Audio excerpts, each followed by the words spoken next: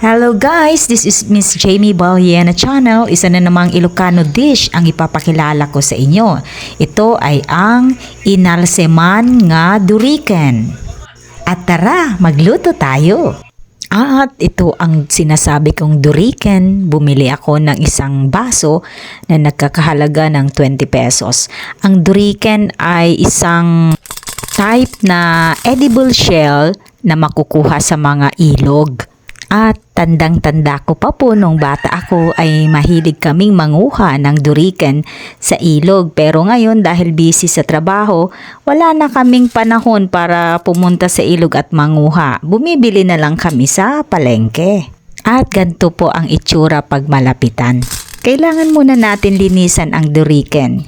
I-detoxify muna natin ito sa pamamagitan ng paglagay ng konting tubig at hayaan lamang po siya dyan habang siya ay gumagalaw ng ganyan at inululuwa ang dumi sa kanyang katawan. Ako ang ginawa ko dito ay hinayaan ko lamang dyan ng mga 4 hours bago ko siyang tuluyang lininisan at niluto. At pagkatapos nito ay kailangan muna natin itong hugasan ng maigi.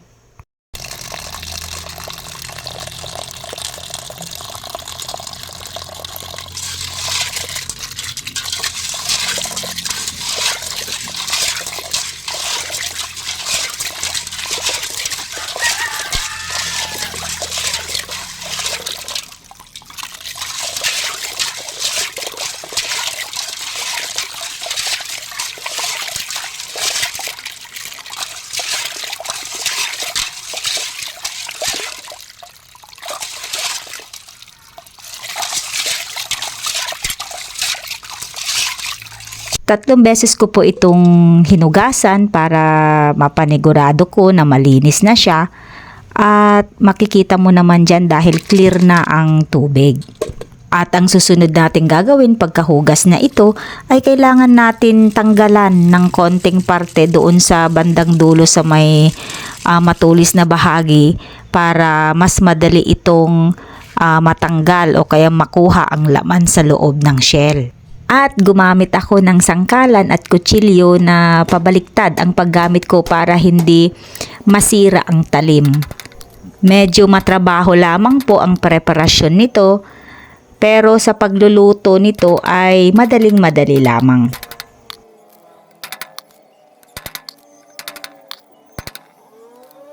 Dapat matyaga lang po tayo sa pagtanggal dahil tignan mo yan, maliliit ito tapos ang dami-dami pa.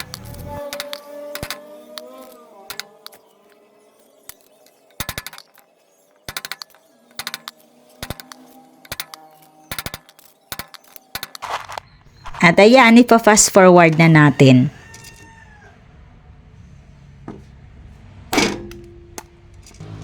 At pagkatapos nito ay kailangan ulit natin hugasan ito ng mabuti.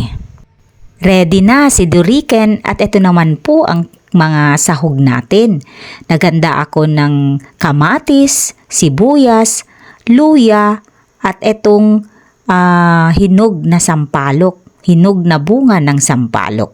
Naghiwa rin ako ng dahon ng sibuyas at ang sitaw. Tsaka yan, hindi nawawala ang bagoong at ang magic na pampalasa. Nagpakulo na rin ako ng 2 cup na tubig. Inuna kong ilagay ang 2 kutsara ng bagoong para ma-boil na po ito. Bago ko inilagay ang mga rekado, kagaya ng kamatis, sibuyas at luya para kasama ito sa pagpapakulo.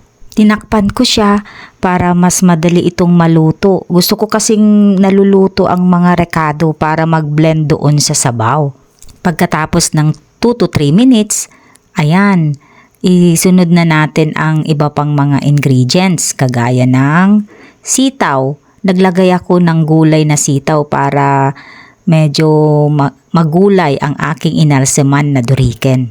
Inilagay ko na rin po ang hinog na bunga ng sampalok na pampaasim natin dito.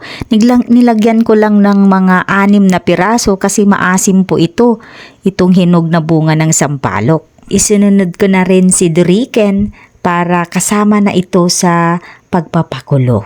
At naglagay na rin ako ng pampalasa, pwedeng magic o pwedeng betchin. Tinakpan ko po ito para mas madali itong kumulo. At pinakuluan ko po ito ng 5 to 8 minutes hanggang pagluto na yung gulay nito, luto na rin yung duriken.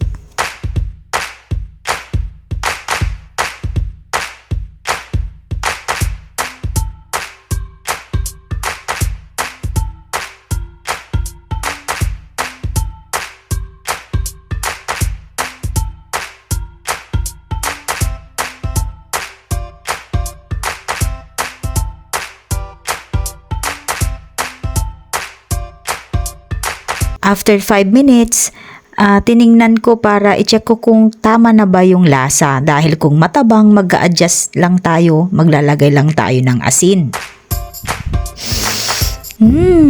Naamoy ko na, mabango ito guys. At ayan na yung sampalok.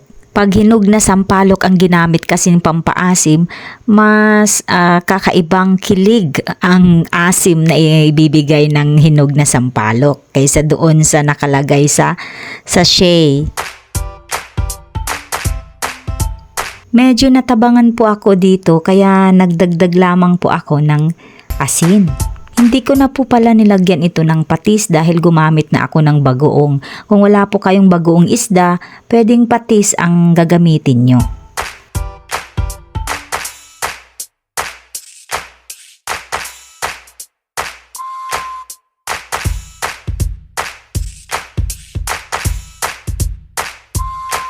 Imekos-mekos lang natin ng konti para mag-blend ang lasa.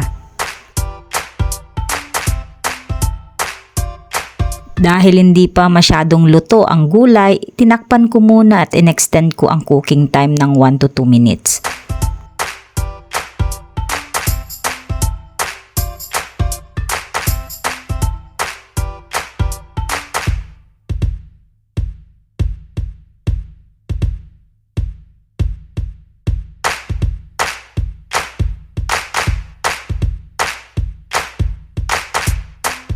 Para sa akin, okay na ang lasa.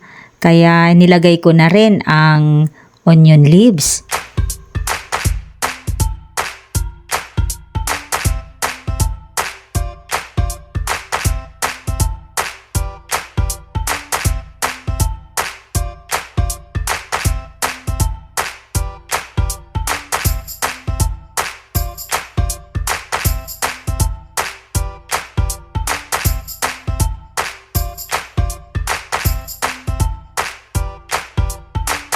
At i-turn off na natin ang kalan.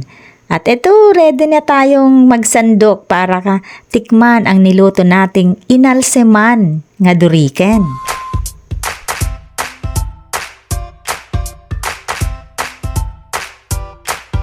Masarap ito guys, partneran ito ng inihaw na isda o kaya pritong isda. At syempre, kanin.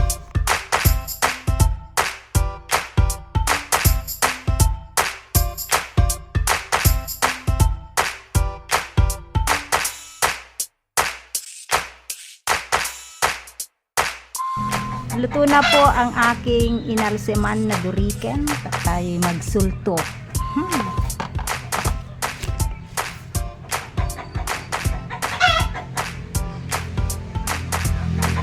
Ganito lang guys.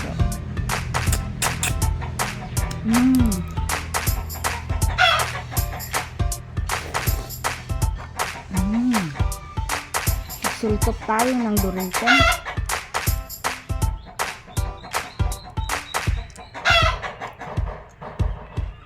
Sarap kumain.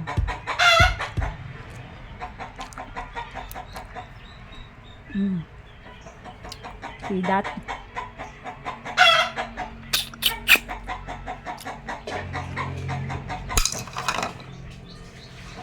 Una imas mo.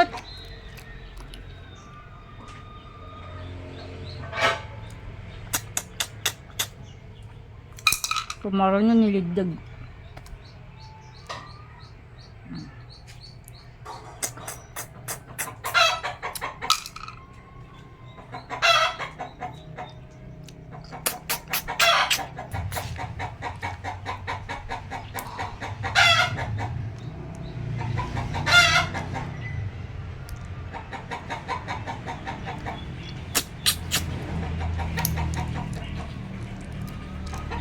Masarap siya guys. Masarap. Masarap. Masarap.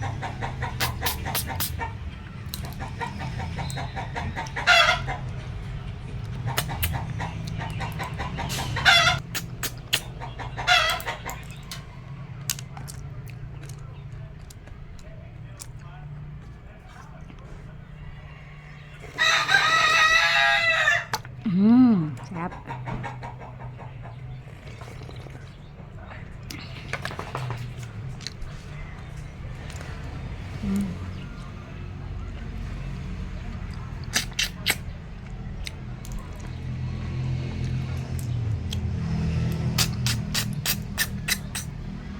Ito muna.